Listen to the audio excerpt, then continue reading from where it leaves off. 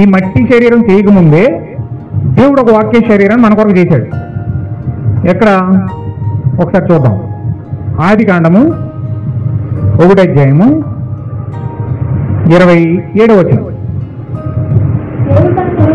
దేవుడు తన స్వరూపమందు నరుని సృజించెను, దేవుని స్వరూపమందు వాని సృజించెను, స్త్రీని గాను పురుషుని గాను వారిని సృజించానని చెప్పాడు ఇక్కడ. అంటే దేవుడు మొట్టమొదటి ఏదైనా తోటలో ఆదాము అవ్వని ఎలా సృష్టించాడండి? దేవుని యొక్క స్వరూపంలో సృష్టించాడంట. అంటే దేవుని యొక్క స్వరూపం ఏమై ఉందంటే ఆత్మస్వరూపమైనది. ఏ స్వరూపం అండి? ఆత్మస్వరూపమైనది. దేవుడు ఆత్మ కనుక ఆయన ఆరాధించేవారు ఆత్మతోనూ సత్యంతోనూ ఆరాధించాలని దేవుడు చెప్పాడు యోహాను సువార్తలో. అంటే దేవుడు ఆత్మ కనుక దేవుడు ఆదిలోనే ఆత్మ స్వరూపాన్ని ఆదాముకి ఇచ్చాడు. హల్లెలూయా. అంటే ఆదాము ఫస్ట్ ఎలా ఉన్నాడంటే ఆత్మ స్వరూపం ఉన్నాడు, మట్టిలోకి రాలేదు ఇంకాను. అయితే దేవుడు ఏం చేశాడంటే 2వ అధ్యాయము 7వ వచనంలో ఏం చేశాడంటే చూడండి. దేవుడైన యెహోవా నేల మట్టితో నరుని నిర్మించి ఏం చేశాడండి? నేల మట్టిని తీసుకుని నరుని నిర్మించాడు. ఎలా నిర్మించాడంటే ఆ యొక్క ఆత్మ స్వరూపం ఎట్లయితే ఉన్నదో ఆ ఆత్మ స్వరూపం ఎలాగైతే దేవుడు డిజైన్ చేశాడో ఆ స్వరూపానికి ఒక బొమ్మను తయారు చేస్తున్నాడు. హల్లెలూయా. ఒక మట్టి బొమ్మను తయారు చేస్తున్నాడు అనమాట. ఆ మట్టి బొమ్మను తయారు చేసి ఆ మట్టి బొమ్మలో ఈ యొక్క ఆత్మ స్వరూపాన్ని దేవుడు పెడతా ఉన్నాడు. హల్లెలూయా.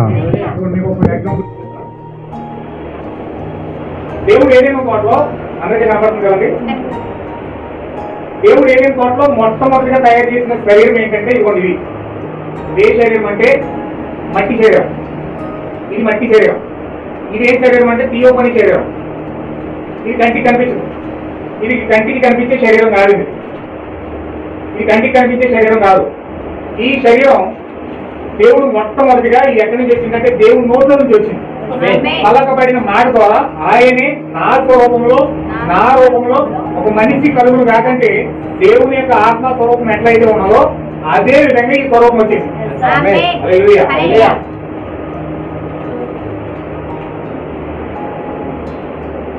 ఈ స్వరూపము ఏదైనా తోటలో మొట్టమొదటి ఆత్మస్వరూపమే. ఈ ఆత్మస్వరూపం ఎట్లయితే ఉన్నదో దీనికి తగినట్టుగా 2వ అధ్యాయం 7వ వచనంలో ఏం చేశాడంటే మట్టిని తీసుకుని మట్టి స్వరూపం చేశాడు. మట్టిని చేశాడు. అంటే ఈ మట్టి శరీరాన్ని చేసి ఈ మట్టి శరీరాన్ని ఆత్మ శరీరాన్ని కలిపినప్పుడు ఇది మహిమ శరీరంగా మారిపోయింది. అంటే లోపల ఆత్మ శరీరం ఉంది, బయట మట్టి శరీరం ఉంది. మట్టి శరీరమేమో బయట ఉంది, ఆత్మ శరీరమేమో లోపల ఉంది. ఇప్పుడు ఆత్మ శరీరాన్ని మట్టి శరీరాన్ని కలిపినప్పుడు అది మహిమ శరీరంగా మారుతుంది. ఇప్పుడు దేవుడు అలా చేశాడు మనిషిని. మట్టి శరీరం ఒకటి ఆత్మ శరీరం ఒకటి 2 శరీరాలు తయారు చేసి 2 శరీరాలు కలిపాడు. హల్లెలూయా. అందుకే మనం చనిపోయినప్పుడు బాడీ ఇక్కడ ఉంటుంది. మనం చనిపోయినప్పుడు ఏడుస్తాం, వెళ్ళిపోయే బాబాని ఏడుస్తాం. ఎవరు వెళ్ళిపోయారు? బాడీ ఇక్కడ ఉంటుంది. అది కడవలు మెదలు వాడికి బిర్యానీ పట్టుకొచ్చి తినరా అంటే తినలేడు, ఏం చేయలేడు. చచ్చిపోయిన తర్వాత కదలలేడు, ఇంకా జీవం లేదు అందులో. అది బాడీ ఎలా పడి ఉంటుంది. అది కలిపినా ఏం చేసినా ఏం మాట్లాడు. అదే జీవం ఉన్నదనుకోండి ఆటోమేటిక్ గా కొంచెం నీళ్ళేటప్పటికి కింద పడే వాళ్ళు ఇస్తాడు ఆటోమేటిక్ గా. హల్లెలూయా. ఏమైనా అడుగుతాడు, కలిపి కొంచెం అన్నం పడిపోతాడు చూడండి. వాళ్ళకి నీళ్ళే చేస్తే ఏమైందంటారు. ఎందుకంటే వాళ్ళకి జీవం ఉంది, ఇంకా వాళ్ళ జీవితం వాళ్ళ ప్రాణం ఉంది ఇంకా లోపల. అయితే ప్రాణం కాస్త బయటకు వెళ్ళిపోయింది అనుకోండి, వాడు కలిపినా మెదలేడు, ఏం చేసినా కలిపినా ఏం చేయలేడు. హల్లెలూయా. అంటే లోపల ఆత్మ స్వరూపం ఉంటుంది, బయట మట్టి శరీరం ఉంటుంది. ఈ మట్టి శరీరం ఎప్పుడైతే ఆత్మ శరీరంలో కలుగుతుందో అది మహిమదేహంగా మారుతుంది. హల్లెలూయా. దేవుడు ఆ విధంగా మనిషిని చేశాడు, ఆ విధంగా మనిషి తయారు చేయబడ్డాడు.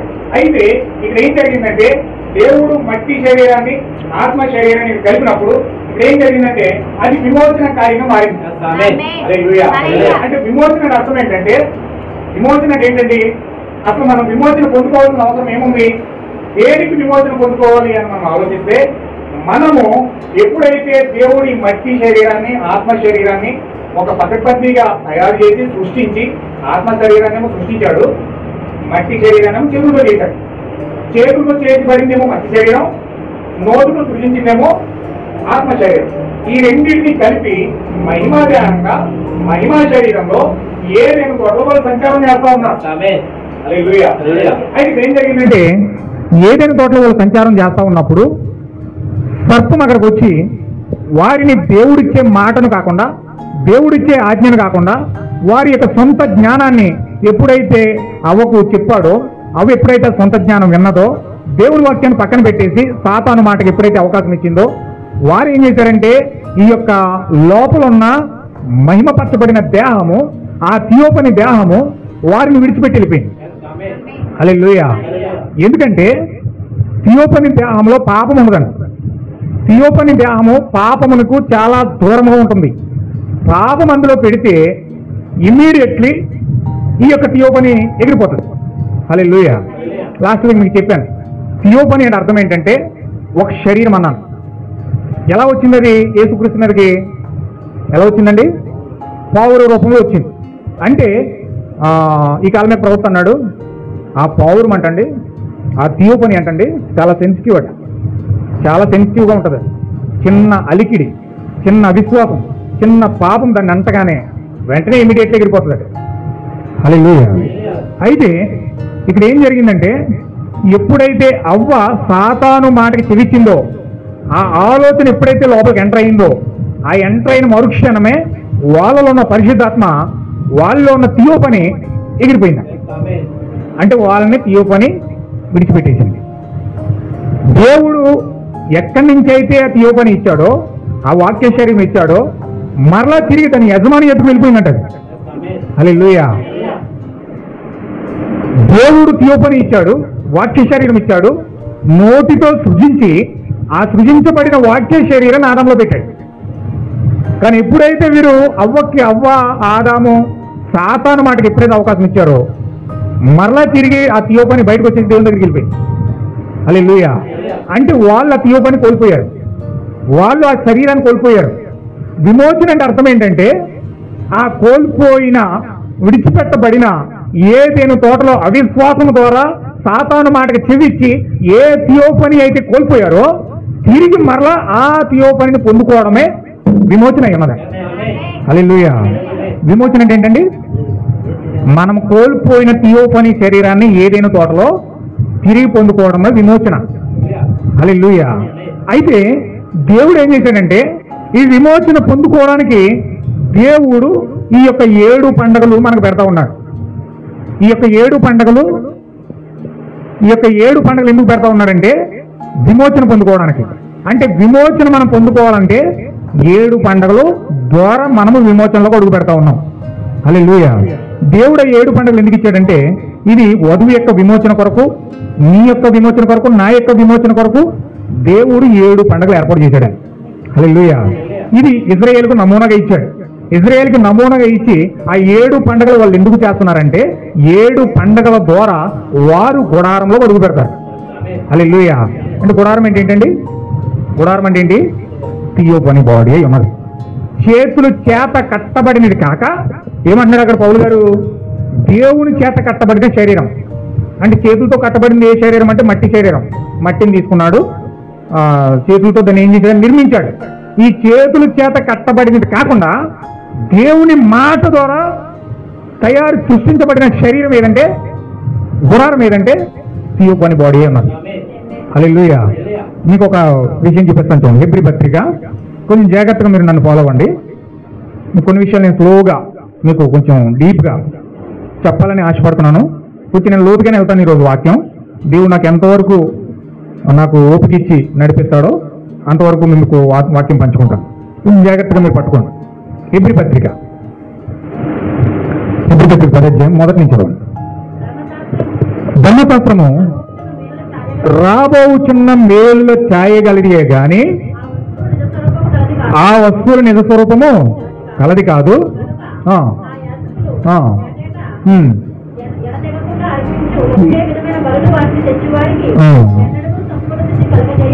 అదనమాట. అంటే దేవుడు 7 పండుగలు ఇచ్చాడు అక్కడ. అదంతా ఒక ఛాయగా ఉంది. మనకి ధర్మశాస్త్రం అంతా ఒక ఛాయగా ఉంది.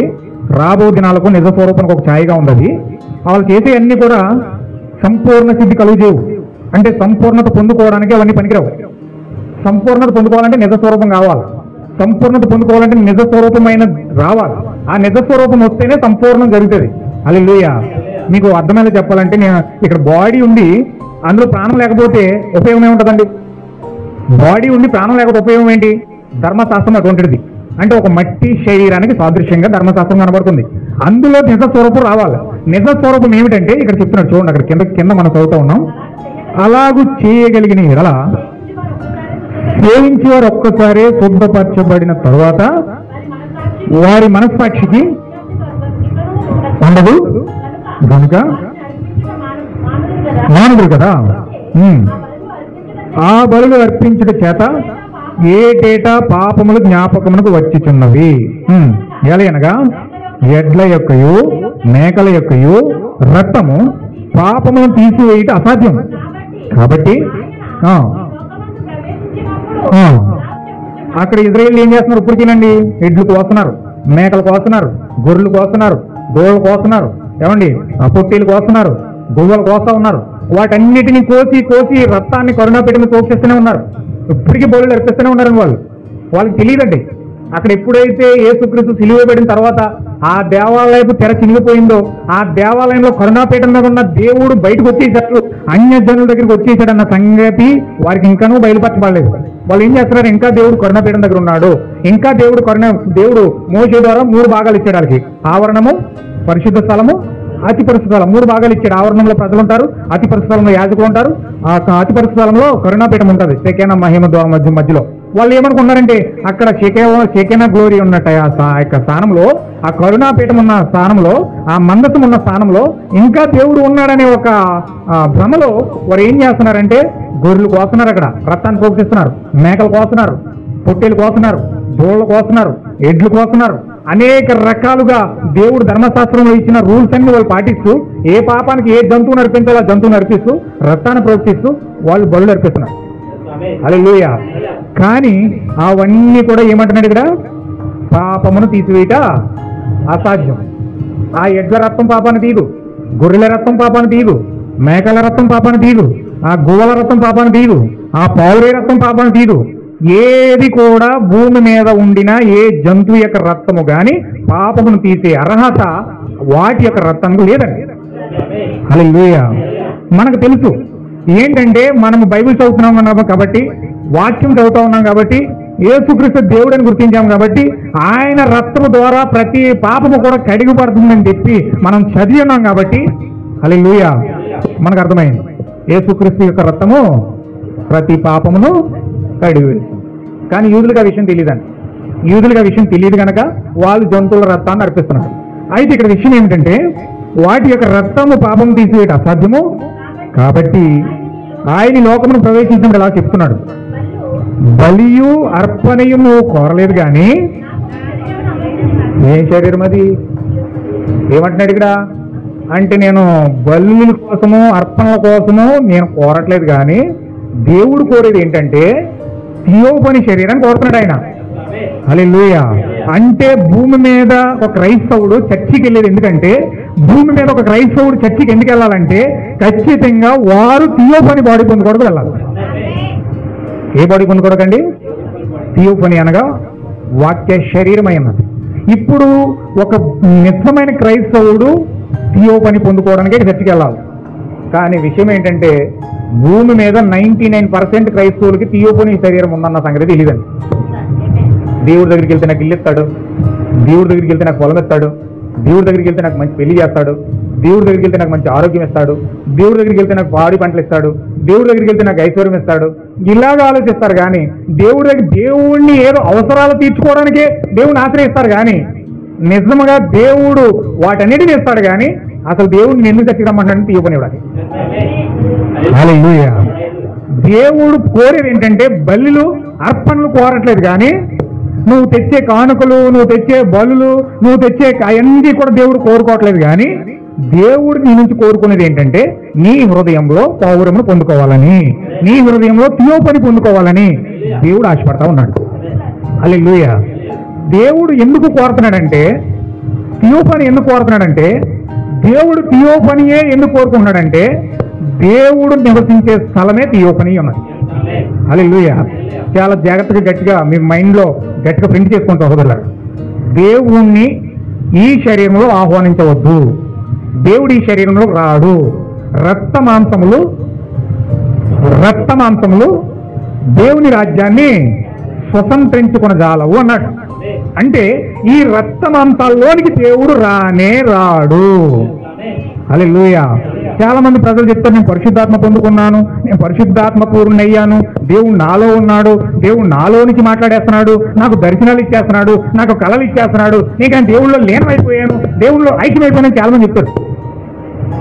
భాషలు మాట్లాడతారు, ప్రవచనాలు చెప్తారు, అన్ని రకాలుగా మాట్లాడతారు. కానీ వాస్తవానికి ఈ శరీరంలోనికి దేవుడు రానే రాడు. ఎందుకంటే దేవుడు వాక్యాన్ని ఆయన కాదంటాడా? దేవుడు వాక్యాన్ని ఆయన కాదనగలడా?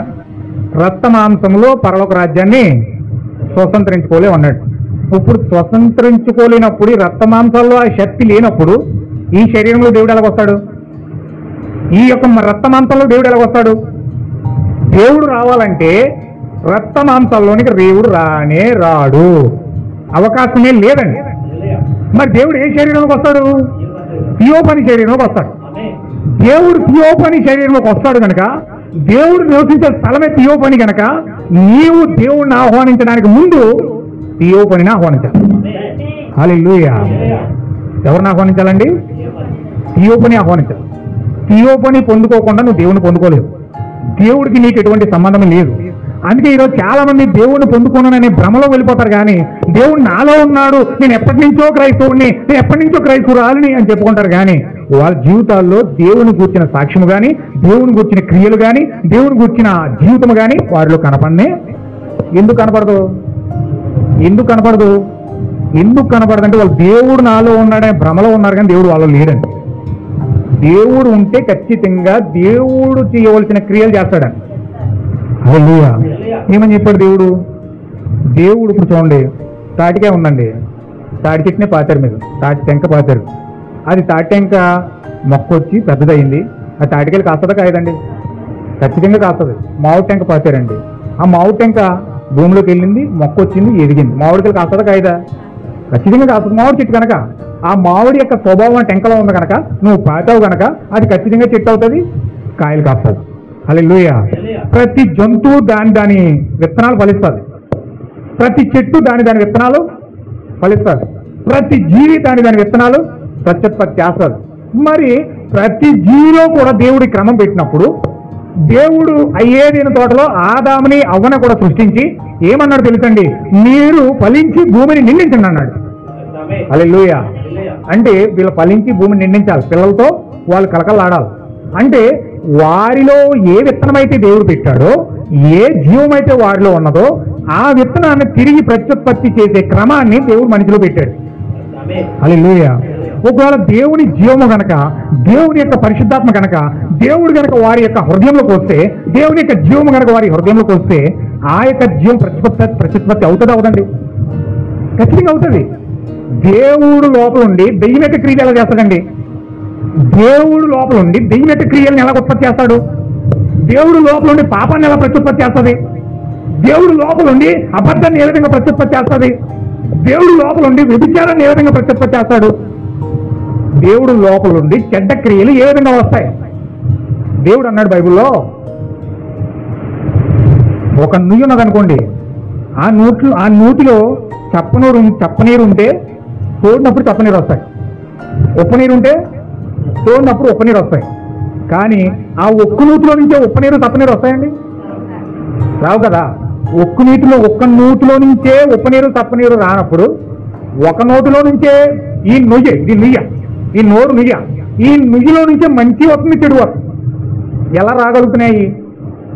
నూతిలోనే సాధ్యం కానప్పుడు, నూతిలోనే ఉప్పనీరు తప్పనీరు వచ్చే అవకాశం లేనప్పుడు ఒక నోటిలో నుంచే మంచి చెడు ఏ విధంగా వస్తున్నాయి? మంచి చేసి కదా మంచా, చెడ్డ చేసి కదా అబద్ధం చెప్పి కదా అబద్ధం, నిజం చెప్పి కదా నేపథ్యం, రెండు ఎలాగొచ్చేస్తున్నాయి నోట్లో నుంచి? భౌతికంగా ఉన్న నూతికే సాధ్యం కావట్లేదు, కానీ ఈ నూతికి సాధ్యమవుతుంది, ఈ నీటికి సాధ్యమవుతుంది. అంటే ఉంటే ఉప్పనీరైనా ఉండాలి, లేకపోతే చప్పనీరైనా ఉండాలి. రెండు ఎలా వస్తున్నాయి అంటే, శరీరంలోనేమో దేవుడి చేత అభిషేకించబడుతున్నాం, ఆత్మలోనేమో దెయ్యం చేత అభిషేకించబడి శరీర క్రియలు శరీరంలో వచ్చేస్తున్నాయి, ఆత్మ క్రియలు ఆత్మలో వచ్చేస్తాయి. హల్లెలూయా. అంటే వీరు పరిపూర్ణంగా దేవుని చేత అభిషేకించబడిన వ్యక్తులు కాదు అని ఇక్కడ స్పష్టమవుతుంది. చూడండి ఒకసారి మనం చదువుదాం. మత్తయి సువార్త 7వ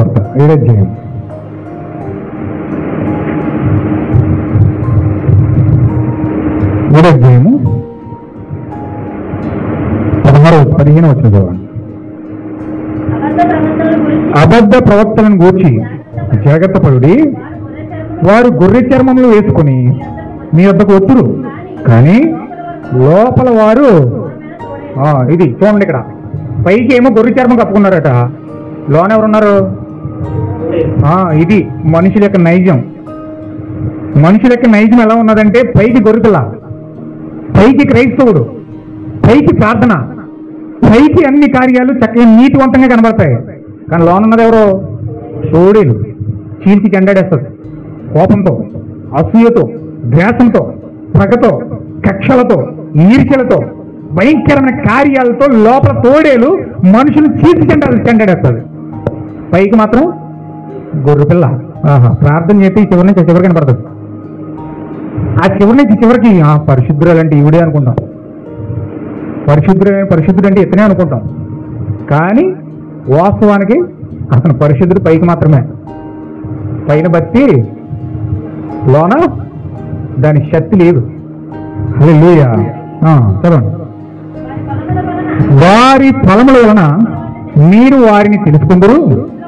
ముండ్ల పొదలలో ద్రాక్ష పండ్లైనను, పల్లేరు చెట్టును, అంజూర పండ్లను అడుగుతున్నాడు ఆయన. దేవుడు అడుగుతున్నాడు ప్రశ్న. ఇప్పుడు నేను చెప్పాను మీకు, తాటి చెట్టు తాటికలు కాస్తుంది, మామిడి చెట్టు మామిడికాయలు కాస్తుంది, ముండ్ల చెట్టు ఆ ముళ్ళే ఇస్తుంది. కానీ ఆ ముండ్ల పొదల్లో మనం అంజూరపు చెట్టును కోసుకోగలమా? ఇక్కడ ఏమంటున్నాడు చూడండి, యేసుక్రీస్తు ఎంత స్పష్టంగా మాట్లాడుతున్నాడు చూడండి. ఆ ముండ్ల పొదలలో ద్రాక్ష పండ్లైనా కానీ, పల్లేరు చెట్టును అంజూరపు పండ్లైన కోసమా? పల్లేరు చెట్టు ఎలా కాస్తుంది? పల్లేరుకాయలు కాస్తుంది. అది కుచ్చుకున్నదంటే గట్టిగా తెల్లారి జరిగి జ్వరం వచ్చేస్తుంది. హల్లెలూయా. పల్లేరు చెట్టు అంజూర పక్కలు కాస్తుందండి, అంజూర కాయలు కాస్తుందా? ముళ్ళ చెట్లు ద్రాక్షపులు కాస్తుందా? కానీ మనిషి కాస్తున్నాడు. చెట్లకు సాధ్యం కాని పని మనిషి జీవితంలో సాధ్యమవుతుంది. హల్లెలూయా. పైకి మంచోడుగా ఉన్నాడు, చేసేవన్నీ చెడ్డ కార్యాలు. పైకి మంచోడుగా ఉన్నాడు, చేసేవన్నీ చెడ్డ పనులు. పైకి మంచోడుగా ఉన్నాడు, చేసేవన్నీ చెడ్డ పనులు. హల్లెలూయా. ఎంత భయంకరంగా క్రూరత్వంతో మనుషుల యొక్క స్వభావాలు బయటపడతాయంటే వాటి రంగు బయటపడే సముడు అటప్పుడు తెలుస్తూ ఉంటుంది. హల్లెలూయా. నువ్వు ముండ్ల చెట్టు, నీలో నుంచి మంచి ఫలాలు ఎలా వస్తాయి? నువ్వు అంజూరపు చెట్లు, పల్లేరు చెట్టు అయ్యండి, నీలో నుంచి అంజూరపు కాయలు కొయ్యగలమా? నువ్వు పాపివై ఉండి పరిశుద్ధులను నటించినంత మాత్రాన పరిశుద్ధమైన క్రియలు నీలో నుంచి వస్తాయా? పరిశుద్ధమైన జీవితం నీలో నుంచి వస్తుందా? పరిశుద్ధమైన మాటలు నీలో నుంచి వస్తాయా? పరిశుద్ధమైన క్రీస్తు యొక్క క్రియలు నీలోకి వస్తాయా అని అడుగుతున్నాడు ఇక్కడ దేవుడు. హల్లెలూయా. చేసేయేమో పాప క్రియలు, చేసేయేమో పాపపు కార్యాలు, అబద్ధపు మాటలు, మోసపు క్రియలు. కానీ నువ్వు ప్రార్థించినంత మాత్రాన, పాటలు పాడినంత మాత్రాన, వాక్యం చదివినంత మాత్రాన నీలో నుంచి దేవుడు జీవించే జీవితం వచ్చేస్తుందా అని అడుగుతున్నాడు ఇక్కడ దేవుడు. స్వయంగా దేవుడు అడుగుతున్నాడు ప్రశ్న. ముండ్ల చెట్లో నుంచి మనము ద్రాక్ష పళ్ళు కొయ్యగలమా? కొయ్యగలమండి? నువ్వు ముండ్ల చెట్టు ముండ్లకాయలే ఇస్తుంది. ఆ ముండ్ల పొదల్లో నుంచి ఆ పల్లేరుకాయలే వస్తాయి. నువ్వు పల్లేరు చెట్టుగా ఉన్నంత సేపు కూడా నువ్వు పల్లేరుకాయలే కాస్తావు. నువ్వు ఎప్పుడైతే పల్లేరు చెట్టు నుండి ఒక ద్రాక్ష చెట్టుగా నువ్వు మారావో అప్పుడే నువ్వు ద్రాక్ష పళ్ళు కాస్తావు. హల్లెలూయా. ఒక చెడ్డోడయ్యుండి వాడికి ఎన్ని మంచి బుద్ధులు నేర్పిస్తే నేర్చుకుంటాడండి? వాడి స్వభావం కరెక్ట్ కాదు, వాడి స్వభావం పంది స్వభావం. మీరు చూడండి, పందిని పట్టుకెళ్ళి శుభ్రంగా కడిగేసి దానికి ముక్కు మీద బంగారు ఉంగరం పెట్టి శుభ్రంగా సన్నపు నార వస్త్రాలు వేసి సింహాసనంలో కూర్చొని పెట్టారనుకోండి, పందిని కూర్చుంటుంది. అది అలా వదిలి మరుక్షణం బుర్రలో కనపడుతుంది. వదిలిన మరుక్షణం బుర్రలో కనపడుతుంది. ఎందుకు? దాని స్వభావమే పంది స్వభావం. దాని పందానికి స్వభావం బుర్ర అంటే ఇస్తుంది దానికి. నువ్వు బిర్యానీ ఎట్టుకెళ్ళి తిన్నది. నువ్వు బిర్యానీ పట్టుకెళ్ళి దగ్గర పెట్టి, అమ్మ ఇందులో నేను అన్ని సరుకులు వేసాను, ఇందులో జీడిపప్పు వేసాను, ఇందులో బఠానీ వేసాను, ఇందులో చికెన్ వేసాను, మటన్ వేసాను, మిక్స్డ్ బిర్యానీ వేసాను, నీకోసం నేను మంచిగా తయారు చేసి అన్ని టేస్ట్లు కలగలిపి పెట్టి ఇందులో పెట్టినమ్మ తినమ్మన్నాం అనుకో, మూతో ఇలా గంట పాడేసి ఎల్లు బుర్రలోకి వెళ్తుంది అది. ఎందుకని దానికి బిర్యానీ టేస్ట్ తెలీదు, దానికి బురదంటే ఇష్టం కాబట్టి ఆ బురదలోనే దొరుకుతుంది. అలాగే ఒక భయంకరమైన మూర్ఖత్వంతో నిండిన పాపికి మనము వాక్యపు బుద్ధులు నేర్పించామనుకోండి, ఎంత నేర్పించినా పక్కెట పక్కెట పక్కెట నాది కాదు, నాకు సంబంధం లేదు అని చెప్పి దానిని తీసుకోకుండా ఎంతసేపు కూడా ఆ బురదలోనే దొరడానికి ఆ పని ఇష్టపడతాడు తప్ప ఆ వాక్యాన్ని హృదయంలో తీసుకొని నేను గొర్రెలా మారదాము, నేను గొర్రెలా ఉందాము, గొర్రె స్వభావాన్ని పొందుకుందాము అనే ఆశ ఎంత మాత్రము కూడా పందిలోకి రాదు. హల్లెలూయా. ఈరోజు అనేక మంది వాక్యానికి చెవి ఇవ్వలేకపోవడం కారణం ఎందుకు అంటే వారిలో ఉన్న స్వభావం అది. అనేక మంది ఈరోజు వాక్యానికి చెవి ఇవ్వకపోవడం కారణం ఏమిటంటే వారిలో ఉన్న పంది స్వభావం. ఆ స్వభావాన్ని బట్టి ఎంత వాక్యం చెప్పినా వారు అలా తుడిచిపెట్టేస్తారు తప్ప హృదయంలోనికి మాత్రం వాక్యాన్ని తీసుకోలేరు. హల్లెలూయా. చదవనమ్మా. అలాగనే మంచి చెట్టు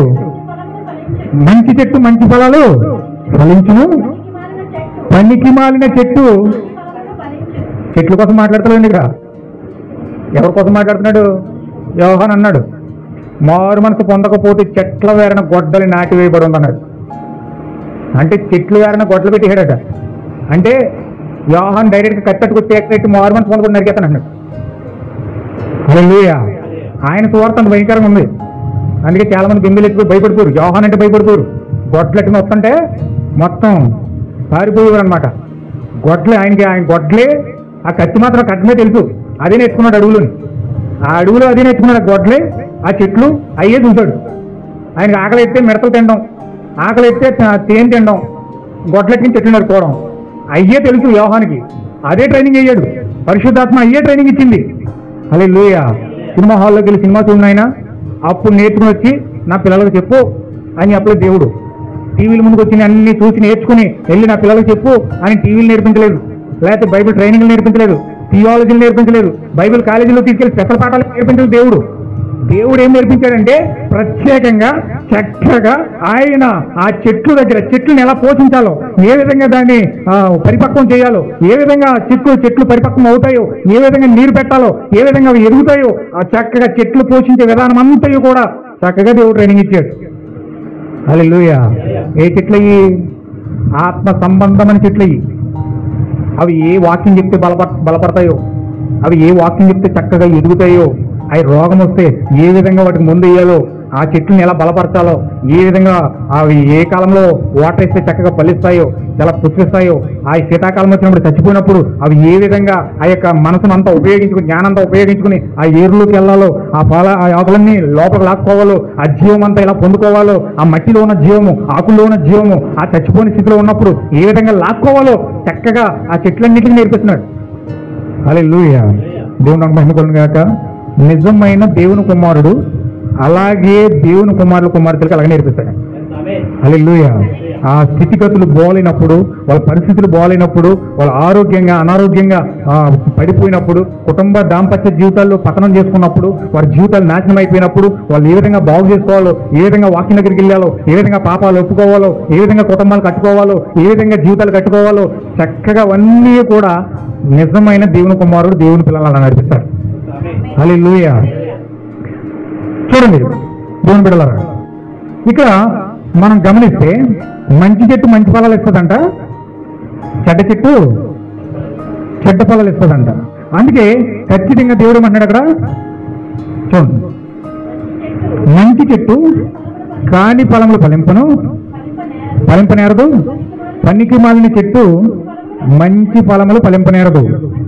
మంచి ఫలములు ఫలించిన ప్రతి చెట్టు నరకబడి అగ్నిలో వేయబడిను.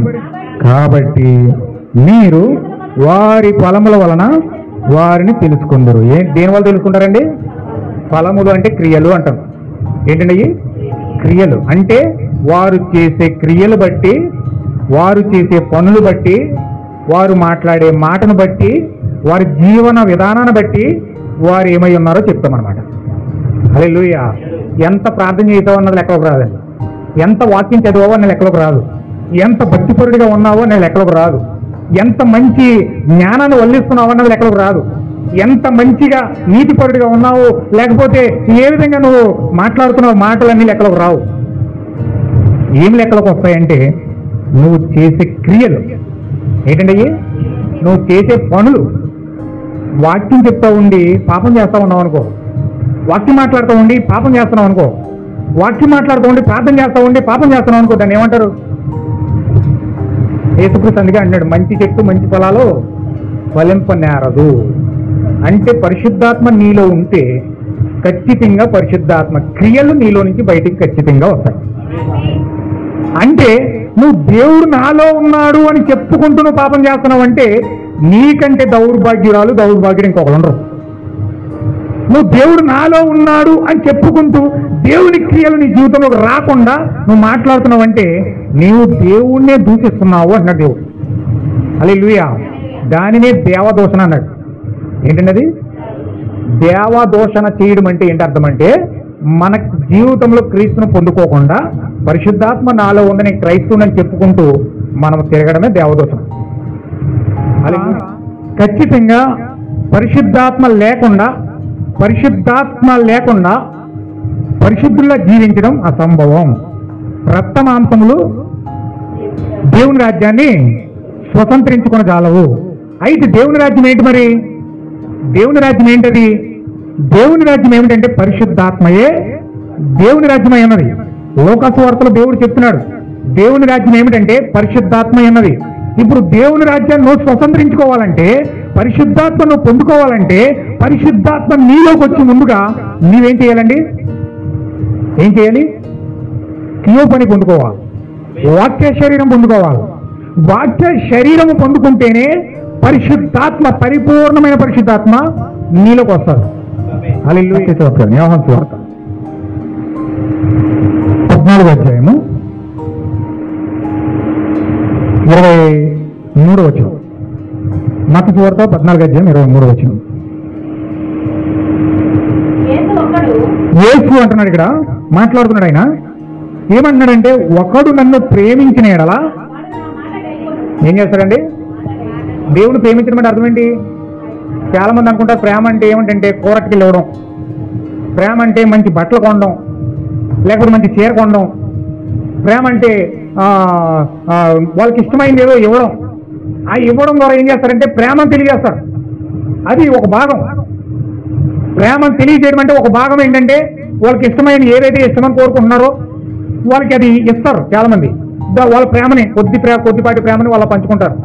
కానీ ప్రేమ అంటే అది కాదండి. వాస్తవంగా ప్రేమ అంటే అది కాదు. ప్రేమ అంటే మాటను వినడం. ఏంటంటే అది దేవుణ్ణి ప్రేమించడం అంటే అర్థం ఏంటంటే దేవుడు చెప్తున్న మాట గైకొండం, వినడం. భార్య భర్తను ప్రేమిస్తున్నది అర్థం ఏంటి? నేను భర్తని పరిపూర్ణంగా ప్రేమిస్తున్నానని చెప్పడానికి అర్థం ఏంటంటే భర్త చెప్పిన మాటను జపదాటకుండా భార్య వింటది. హల్లెలూయా. భర్త ఒకటి చెప్తే భార్య ఇంకోటి చెప్తుంది అనుకోండి, దాని ప్రేమ అంటారా? దాని ప్రేమ అనరు. భర్త ఇంకోటి మాట్లాడుతుంటే ఈవిడ ఇంకొకటి చెప్తుంది అనుకోండి, ఆమె స్వరము అతడి స్వరం ఒకటిగా లేదనుకోండి, అక్కడ ప్రేమ లేదు. అంటే అతని ఆలోచన వేరేగా ఉంటుంది, ఆవిడ ఆలోచన వేరేగా ఉంటుంది, ఆవిడ సంకల్పం వేరేగా ఉంటుంది, అతడి సంకల్పం వేరేగా ఉంటుంది. అంటే రెండు తలంపుల మధ్యలో కుటుంబం కొట్టుమిట్లాడిపోతూ ఉంటుంది. భర్త మాట భార్య కలవదు, భార్య మాట భర్త కలవదు. హల్లెలూయా. అంటే కొట్టుకుంటూ ఉంటారు, తిట్టుకుంటూ ఉంటారు, ఒకరికొకరు పడదు, ఒకరికొకరు చాలా భయంకరమైన నరకం, పాతాళమంతా ఇంట్లోనే ఉంటుంది. వాళ్ళని చూసి పిల్లలు చెడిపోతూ ఉంటారు. ఎలా సరిగా లేరు, మేమెందుకు సరిగా ఉండాలి అని చెప్పి వాళ్ళు సొంత డెసిషన్ వాళ్ళు తీసేసుకుంటారు. క్రమం ఏంటంటే భర్త దేవుడి మాట వినాలి. భర్త దేవుడి మాట వింటే భార్య మాట వింటుంది. నా మాట అసలు భార్య వింటలేదు అన్నాం అనుకోండి, తప్పు నీదే, ఆ పాపం నీదే. ఎందుకని నువ్వు దేవుడి మాట వింటలేదు.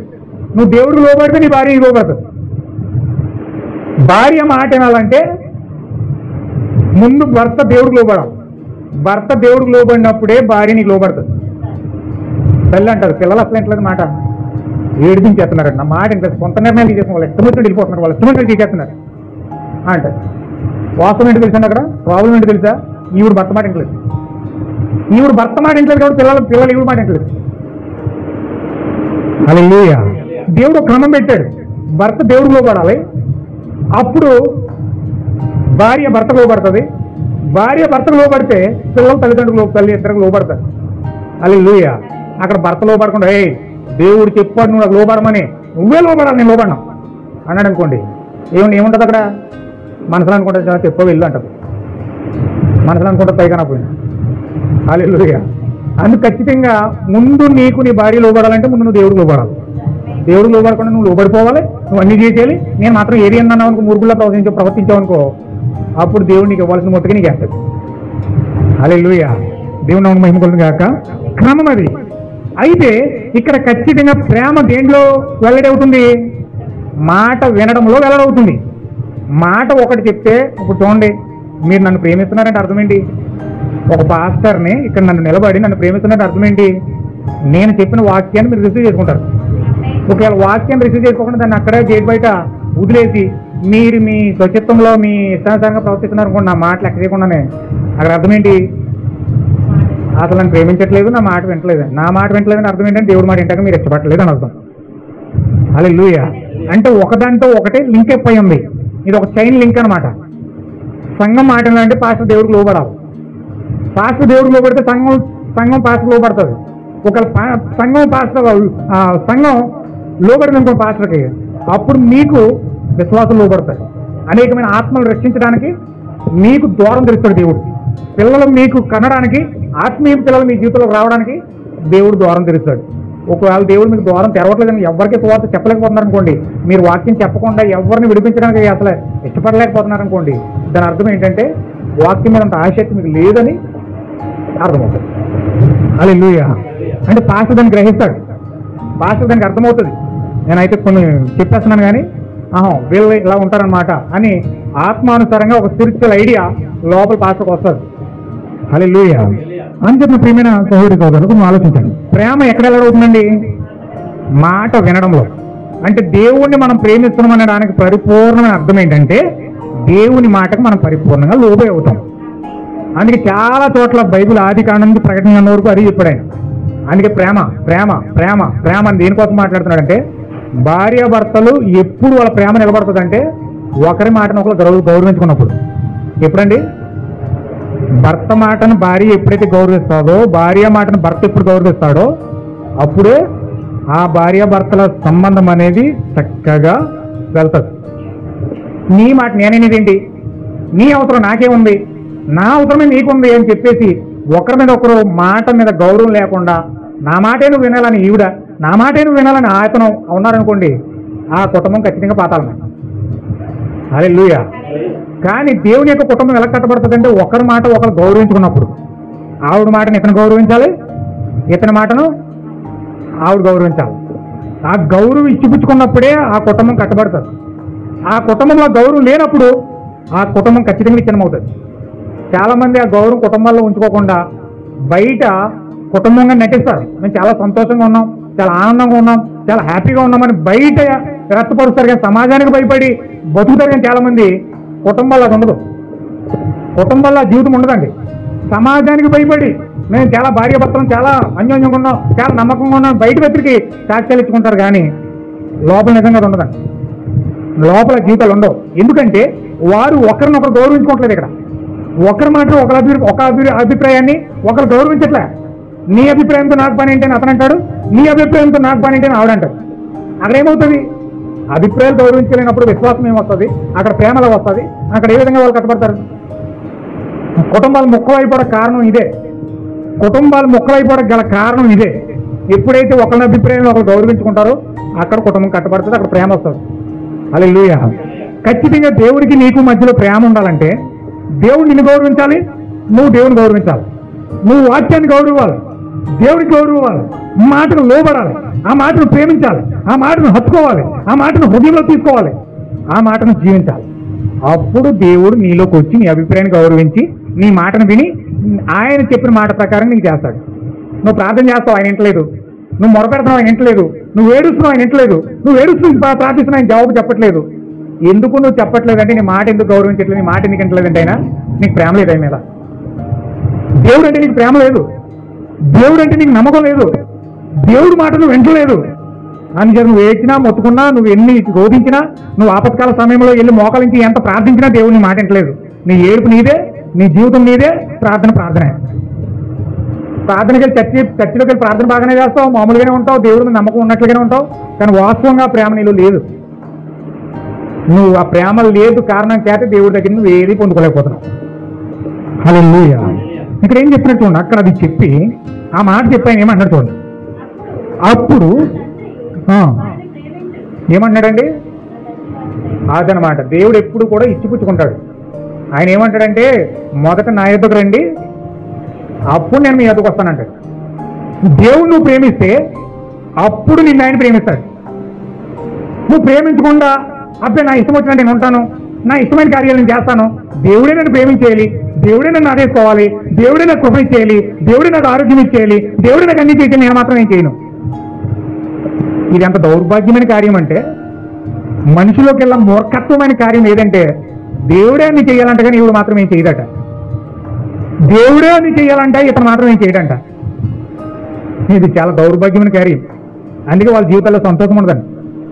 వాళ్ళు సంతోషం కోసం ప్రపంచమంతా తిరుగుతారు కానీ నిజమైన సంతోషం వాళ్ళు ఎన్ని దిక్కులు తిరిగినా, 4 మూలకి 4 దిక్కులు వెతికినా నీకు ప్రేమ దొరకదు.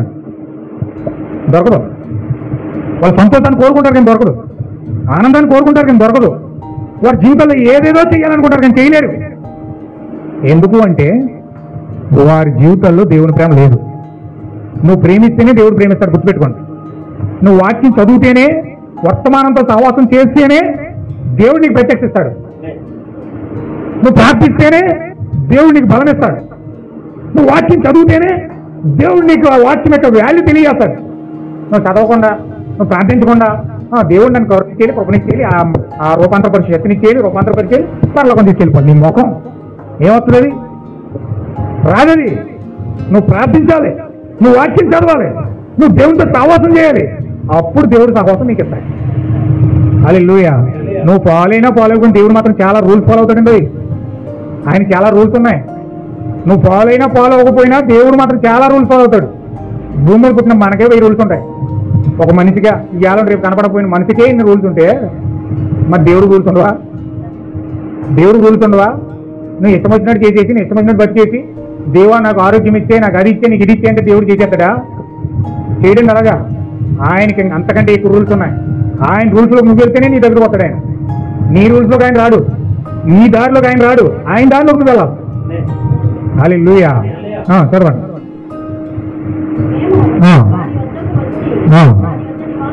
తప్పుకోరు అక్కడ, మళ్ళీ చదవండి ఫస్ట్ నుంచి. నన్ను ప్రేమించిన ఎడల నా మాట గైకొనును, వాడిని ప్రేమించును. అదనమాట. ఆ ప్రేమను బట్టి దేవుని ప్రేమ ఎప్పుడైతే వస్తుందో చూడండి, ఈ కాలం మీద ప్రవర్తన్నాడు. నీ భర్తకు నువ్వు నమ్మకంగా లేనప్పుడు నువ్వు దేవునితో ఏ విధంగా నమ్మకంగా ఉండగలవు అన్నాడు. హల్లెలూయా. దేవునికి మహిమ కలుగును గాక. టైం అయిపోయింది, చాలా అయిపోయింది, ముగిస్తున్నాను. చూడండి ఆయన ఏమన్నాడంటే ఈ కాలం మీద ప్రవక్త, నీ భర్తకు నీవు నమ్మకంగా లేనప్పుడు దేవునితో నువ్వు నమ్మకంగా ఎలాగ ఉండగలవు అన్నాడు. చూడండి, చాలా మంది భర్తకు మాట చెప్తారు, ఆ ఇల్లు దాటి బయటికి వెళ్ళిన తర్వాత పక్కింటితో మాట్లాడుతూ ఉంటారు. ఆ ఇల్లు దాటి బయటికి వెళ్ళిన తర్వాత ఈయనకో మాట, ఆయనకో మాట, ఇక్కడో పని, అక్కడో పని, అక్కడ మర్మం, ఇక్కడో మర్మం, అన్ని రకరకాలుగా మధ్య పెట్టి రకరకాలుగా మనిషి మారిపోతూ ఉంటారు.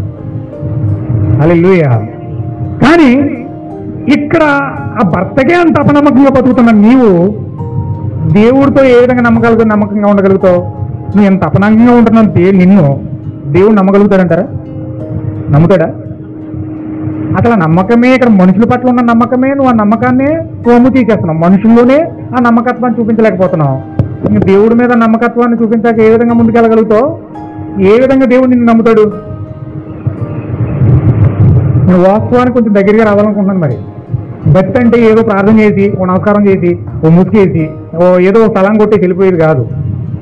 భక్తి అంటే మన జీవితాల్లో ఉన్న నమ్మకత్వం, మనుషులతో ఎంత నమ్మకంగా ఉంటున్నామో దేవుడితో కూడా అంతే నమ్మకంగా ఉంటాం. హల్లెలూయా. నేను చెప్పేది అది. పరిశుద్ధాత్మ మనలో ఉంటే ఇక్కడ మనిషితో నువ్వు ఎంత నమ్మకంగా ఉంటున్నావో దేవుడితో కూడా అంతే నమ్మకంగా ఉంటావు. నీ జీవితం దేవుడి దగ్గర ఒకలాగా, మనిషి దగ్గర ఒకలాగా ఉండదు. దేవుడి దగ్గర ఒకలాగా నటించి దేవుడి దగ్గర ఒక మనిషి దగ్గర ఒకలాగా నటన జీవితం అనేది ఉండదు. పరిశుద్ధాత్మ ఉంటే నువ్వు మనిషి దగ్గర ఎట్లా ఉంటావో దేవుడి దగ్గర కూడా అట్లా ఉంటావు. హల్లెలూయా. ఖచ్చితంగా పరిశుద్ధాత్మ చేసేది అది. పరిశుద్ధాత్మ అంటే ఏదో మూఢభక్తి కాదు. పరిశుద్ధాత్మ అంటే ఏదో మాటలు కాదు. పరిశుద్ధాత్మ అంటే ఏదో నటన కాదు. పరిశుద్ధాత్మ అంటే ఏదో ఒక అసంభవమైన కార్యాలు కాదు. పరిశుద్ధాత్మ అంటే నిన్న నేడు నిరంతరము ఏకరతిగా ఉండేది అది. అంటే ఇక్కడ మనుషుల దగ్గర ఎట్లా ఉంటున్నావో నువ్వు దేవుడితో కూడా అట్లానే ఉంటావు. దేవుడి దగ్గర మనుషుల దగ్గర ఎంత నమ్మకంగా ఉంటున్నావో దేవుడి దగ్గర కూడా అంతే నమ్మకంగా ఉంటావు. మనుషుల దగ్గర ఎంత యథార్థంగా మాటను బట్టి నిలబడుతున్నావో దేవుడి దగ్గర కూడా అలాగే మాటను బట్టి నిలబడతావు. ఆ యథార్థత మనం కోల్పోయినప్పుడు, ఆ నిశ్చయతను మనం కోల్పోయినప్పుడు ఇంక భక్తి చేసినా మనకు అనవసరం, మనకి ఏ ఉపయోగం ఉండదండి. అందుకే నా ప్రేమైన సహోదరులారా, ఎప్పుడైతే ప్రేమను బట్టి, నమ్మకత్వాన్ని బట్టి, యథార్థతను బట్టి మనం ఆ విధంగా నిలబడుతున్నామో దాన్ని బట్టి ఇక్కడ దేవుడు మాట్లాడుతున్నాడంటే ఇక్కడ అక్కడ అంటున్నాడు, నన్ను ప్రేమించిన వాడు నా మాటని గైకొన్నాడు. దాటిపోయారు. నేను పైకి వెళ్తాను చూడండి. 23వ వచనం కదా మరలా చదువుతున్నాను నేను. యేసు, ఒకడు నన్ను ప్రేమించిన ఎడలా వాడు నా మాట వినును, గైకొనును, అప్పుడు నా తండ్రి వానిని ప్రేమించును, మేము వాని యొద్దకు వచ్చి. ఏమంటున్నాడండి అక్కడ? దేవుడు ఒక్కడే కదా, దేవుడు ఒక్కడే కదండి, దేవుడు ఒక్కడేనండి. మరి ఒక్కడైతే నేను అన్నారు కదా, ఇక్కడ మేము అన్నాడేంటి? వీఆర్ అంటున్నాడు ఇంగ్లీష్లో.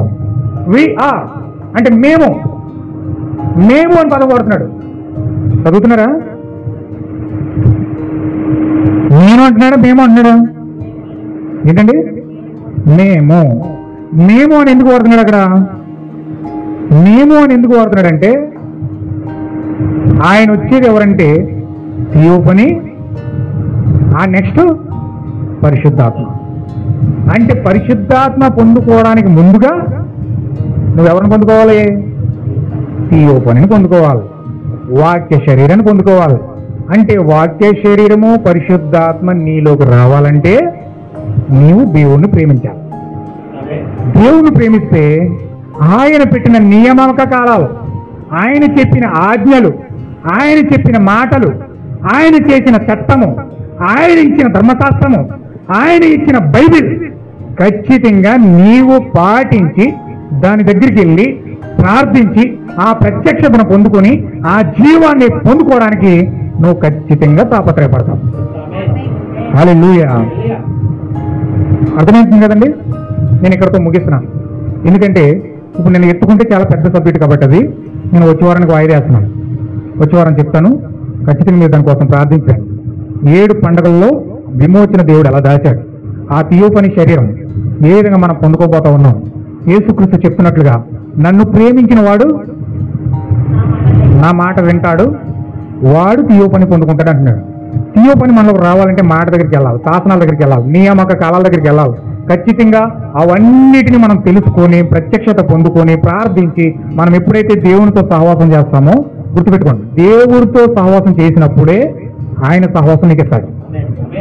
దేవుని వాక్యం చదువుతున్నప్పుడే ప్రత్యక్షత ఇస్తాడు. ప్రార్థిస్తున్నప్పుడే దేవుని యొక్క దర్శనాలు ఇస్తాడు. నువ్వేమి చేయకుండా దేవుడే చేయాలని చూస్తే ఆయన ఏం చేయడానికి? ఆయన చాలా రూల్స్ ఉన్నాయి, రెగ్యులేషన్స్ ఉన్నాయి. కనుక ఆయన ఏదో పనికిమాలినోడు కింద, లేకపోతే ఏదో అమాయకుడి కింద, లేకపోతే మనం కేకెత్తే వచ్చేస్తాడు దీవించేస్తాడు అన్నట్టుగా కాకుండా ఆయన రోషం గల దేవుడి కింద చూడండి. ఆయన రోషం గల దేవుడు, ఆయన పౌరుషం ఉందండి. నువ్వేమనంటే ఆయన చాలా పౌరుషం రాడు, ఆయన చాలా కోపం ఉంది, ప్రచండమైన కోపం కలిగిన వాడైనా, మహాదేవుడైనా, చాలా భయంకరమైన కోపం ఉంది ఆయనకి. ఆయన తీర్పులు తీరిస్తే ఆ తీర్పులు మన మనుషులు నిలబడలేడు, అంత భయంకరమైన కోపం ఉంది ఆయనకి. ఆయన చాలా రూల్స్ ఉన్నాయి, రెగ్యులేషన్స్ ఉన్నాయి, చాలా చట్టం ఉంది. ఆ చట్ట ప్రకారం మనం వెళ్ళినప్పుడే, ఆ చట్ట ప్రకారం మనము ఆచరించినప్పుడే ఖచ్చితంగా దేవుడు మనలను ప్రేమించి మన దగ్గరికి వస్తాడు. ఆయన ప్రేమించాలంటే మనం ఏం చేయాలి? ఫస్ట్ ముందు మనం ప్రేమించాలి, ఆయన మాటలు వినాలి, ఆయన మాటలు గైకొనాలి, ఖచ్చితంగా నియామక కాలాల దగ్గరికి వెళ్ళాలి, పస్కా దగ్గరికి వెళ్ళాలి, ఆ గుడారాల పండుగ చేయాలి, ఆ యొక్క పులియన్ పండుగ చేయాలి, ఆ ప్రథమ ఫల పండుగ చేయాలి, ఆ పెంతుకొస్తు పండుగ చేయాలి, బోర్ల పండుగ చేయాలి, ప్రాయశ్చిత్తార్థ పండుగ చేయాలి, పర్ణశాల పండుగ చేయాలి. ఈ పండుగల్లో దాచిన విమోచన తీయోపని పొందుకోవాలంటే 7 పండుగలు కూడా మనం వెళ్ళాలి. అవన్నీ దేవుడు ఏ విధంగా మనం చేశాడో అవన్నీ కూడా వచ్చే వారం చూద్దాం. దయచేసి అందరూ ప్రార్థించండి. దేవుడు అందరినీ కూడా దీవించిన దాకా ప్రార్థించేద్దాం.